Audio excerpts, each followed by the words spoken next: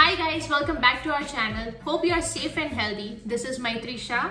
Myself, Dhruvin Badani. First of all, we are extremely sorry for not being able to upload vlogs continuously. Honestly, we have lots and lots of content to share with you, but it's just a matter of time. Now, if you are new to our channel, then please make sure that you watch our first vlog. We are going to link it somewhere here. Today's vlog is very much connected to our first vlog, so please request you to watch our first vlog. So guys, before we start this vlog, can you guys please do a small favor by subscribing to this channel and don't forget to hit the bell icon. So if you guys are following our journey, you might have seen that I had lost my job and we had to sell our precious Bumblebee during that time.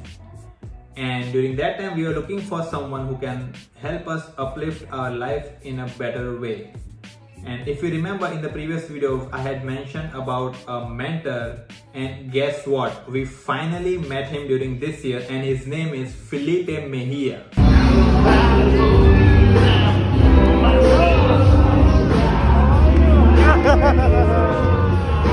So guys, initially Felipe was our financial mentor. He mentored us for some good 4 to 5 months, but now he's more like a brother and a friend to us. We had been talking over the phone from past 1 year, and it was very important for all of us to meet each other and to know each other.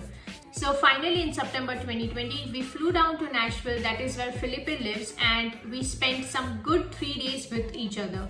During that time, we had such great conversation with him, and we feel those conversations are really very important for couples as well as individuals. So we were able to record one of our conversation, and here's a sneak peek for all of you. So please make sure that you watch this. First question is, what was your first conversation with your wife about me? About you? I remember talking to my wife about potentially partnering in a deal in real estate, and I think her main concern was probably the trust factor. I think in any business, right, money is probably the first concern. But I think what I was able to tell her was that, me and you connected over conversation prior to talking real estate, and one of the deciding factors for sure for me was when you decided, I think we've talked about this many times, when we've decided that you were going to sell your car, right? It was your prized possession, it was the Bumblebee of cars, and you couldn't wait to have it, and then you let it go knowing that you were going to allocate funds towards real estate, and this was in the way. So you decided to move that out of the way, and then my wife was like, okay, so he made a large decision before you even got a deal together. So Yep. I think that earned a lot of trust very quickly. All right. The next one is, what are the things you don't like about me? What are the things that I don't like about you? I don't like how meticulous you are. I don't like how every dollar has a position in our business. I don't like how 2 questions is always 4 questions. I don't like that Dhruvin is super detail oriented. But the reason I don't like those things is because things that I haven't mastered. So we make a great partnership because you own the things that I don't like. So I guess it is more because of the financial mentorship that you did for us, that now he saves every single penny, because this he never did before. So yeah, that is good. It's part of the whole, for Dhruvin now, he's awakened to the fact that every dollar has a place to go. Yeah. It has a place to do. It has a job. Right. Instead of just buying, things that are declining in value versus appreciating assets. Of course. Yeah. I'm gonna ask one random question. Okay. How often you and your wife have a fight? Yeah, good question. Very rarely, actually. Super rare. I can't remember a fight that me and my wife have had. How about early days?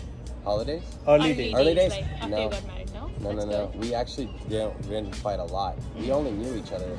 In 1 year's time, we dated and got married. So we clicked very quickly, and no, we literally don't fight ever. I see. So one question from my side, that we have discussed that how girls or females don't have much of a financial knowledge, and we are more into buying a good house, we want to live in a good place, and we want all the fancy clothes, all the fancy cosmetics. Of course that is needed, but then we end up buying a lot more. So how would you like to educate them on that thing? Like, how can they differentiate on what is needed versus what can be done better by not, spending chunks of money on something which is like just waste of money? Sure. So I think it's just a little bit of lack of education, because I think a woman can, if she's into clothes, let's just say she's into clothes, she can dress very nice for half the price that someone goes to the Gucci store, right? Or the Louis Vuitton store. I honestly believe that, male or female, it's irrelevant, that go to these high dollar places, it's not because they want to look a certain way, but it's because they don't have the education to put on regular clothes to make them look what they want to look like. It's irrelevant, right? It's whatever they want to do. And I think a lot of times we don't delay our gratification for a later time for better, rather we want it right now. And I didn't say deny your gratification. Yeah. I said delay, which Right, means right. wait a little bit longer. You can either buy one Gucci bag today, or you can buy a Gucci bag a year, for the rest of your life. You just delay your gratification to where your cash flowing producing assets, which is like a house or a business, are paying you month after month.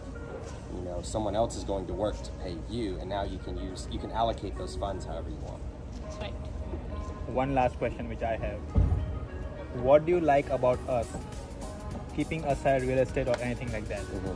I really like, so in our cultures, this isn't the American way, but in our cultures, we were raised that our wives submitted to your husbands, and that's a very touchy subject in America. That's not acceptable. That's not acceptable.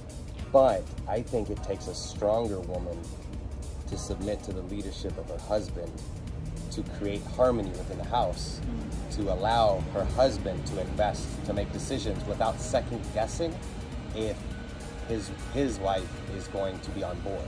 It's like, hey babe, how do you feel about this? I think that's awesome. Perfect, let's do it, right? That's her submitting to his thought, but still having her input. It'd be different if the husband said, hey, we are going to do this. I don't care what you think. That's slave-ship, I think, right? But submissiveness is like, I think this is a great idea. Let me coincide with my wife. Babe, what do you think? Yes, that's perfect. Awesome. Okay, let's do it together, right? That's the wife submitting to the husband's idea, and the husband still allowing for the wife to her input, right? Yeah. So I don't think the word submissive needs to be derogatory. It's actually, I think, a powerful thing for the woman to say, I can submit, right? Yeah. So I think that's one of the things that's unsaid so far that I love about you guys' relationship, because me and my wife are the same, right? Yeah. I make the decisions, but my wife has a very strong input. And she has said no to me before, and I've accepted her no. But I've also made the decision sometimes where I'm like, babe, I think this is the right decision. And she's just said, okay, we'll try it. And then that's it. And that's one of the things that I really like about you guys that I haven't said out loud yet.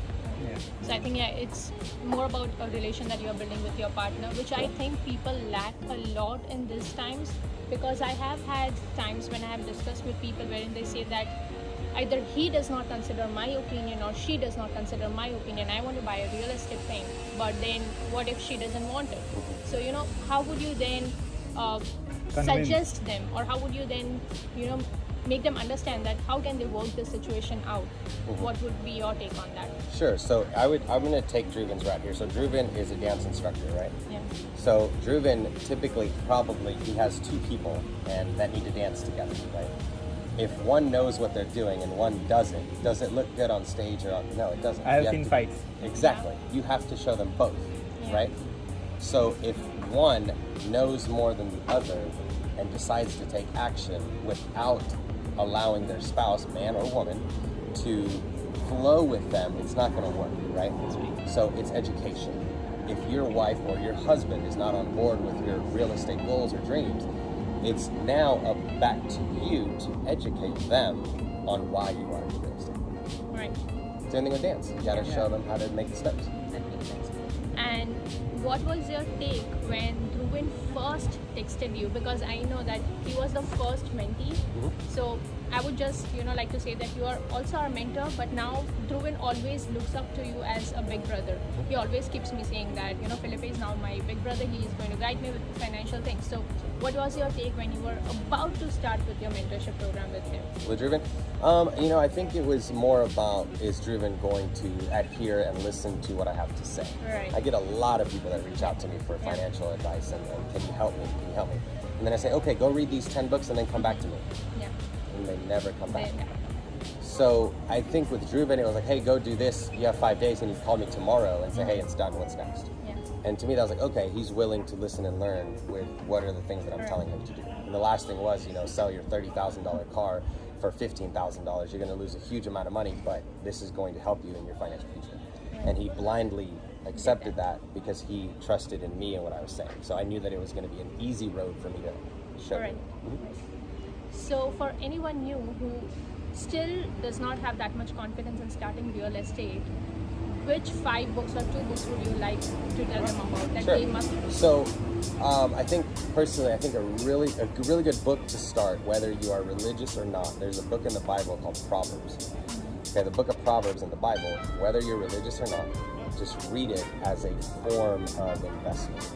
It talks from the little things, from the ant saving, food for the winter. That's the same thing that Dhruvan does. Yeah. Dhruvan saves money in our account for a rainy day, Right. right? So there's a lot of good things in there. That's one. The second book I would read is Lifeonaire, like the word millionaire. I love but that book. Lifeonaire. It talks about perspective.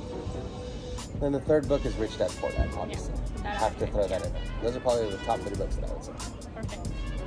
Then I think I have one more question. Why did you hung up on me? Because you're Indian. Well, you called me, and I thought you were a telemarketer. Of course.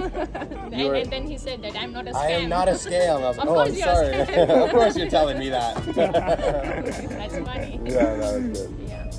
And okay, then talking about your friends and your community. Sure.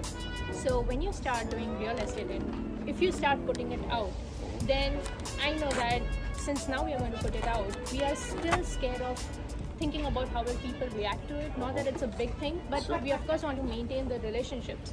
So how do you still maintain your relationship irrespective of what you do for your living? Sure. So I think what real estate, and as you grow financially, and as you acquire more net worth and things like that, I do think that certain people are going to be of jealousy or are going to hate on your accomplishments, and I think those are the people that you don't want in your circle anyways. So Right. it's okay.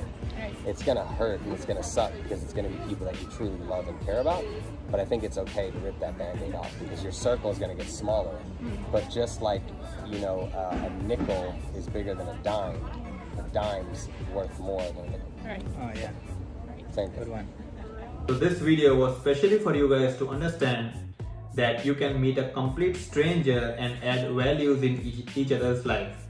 And if you might have heard that he had hung up on me, but I kept on trying because there was an instinct in me which was telling me that something great is going to happen between us. And that's why I kept on trying. And in fact, if I wouldn't have messaged bunch of people and I wouldn't have kept on trying it, I would have lost his contact. So if you are someone who is not able to save money, who is not able to motivate themselves to save money, then we request you to get in touch with all such mentors or all such people who are ready to help you. All they want you is to at least send them a message.